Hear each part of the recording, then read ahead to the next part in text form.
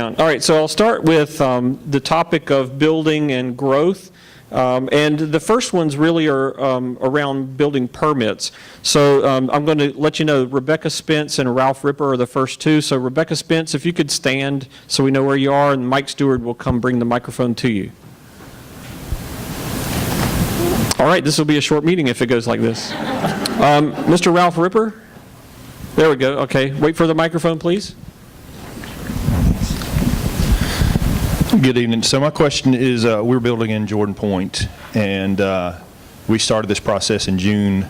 We're looking at December starting construction due to slowdowns of permits. So the question is, what's the plan going forward to kind of get the permit situation moving the way it's supposed to be moving, I guess is the gist of that. And it's already partially been answered. Okay. I know you guys have hired some inspectors, so just, long range. All right, great.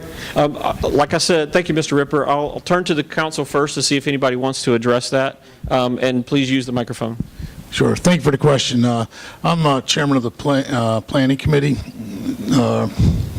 personnel committee. I'm sorry, I got my P's mixed up. And we do recognize that there's a problem, not only from residents but also from the builders, and we do not want to slow anybody down. So we did take action and did hire at least one new inspector, and we're shuffling other people around to handle that load. We anticipate a high-level activity, but not as much as we're getting. So it's really increased beyond what we kind of expected. So we are trying to adjust it. Unfortunately, it takes some time. Inspectors are, have a special niche, a special certification, so you don't just pull one off the street. You have to find a good one. So we're trying. So I apologize for your delay. Thank you.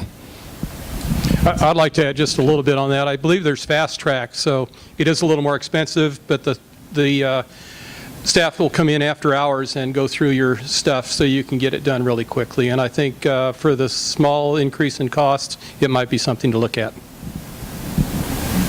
Okay.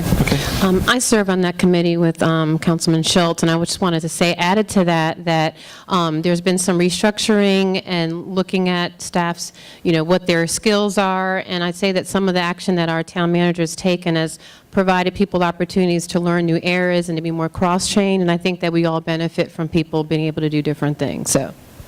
Okay, great.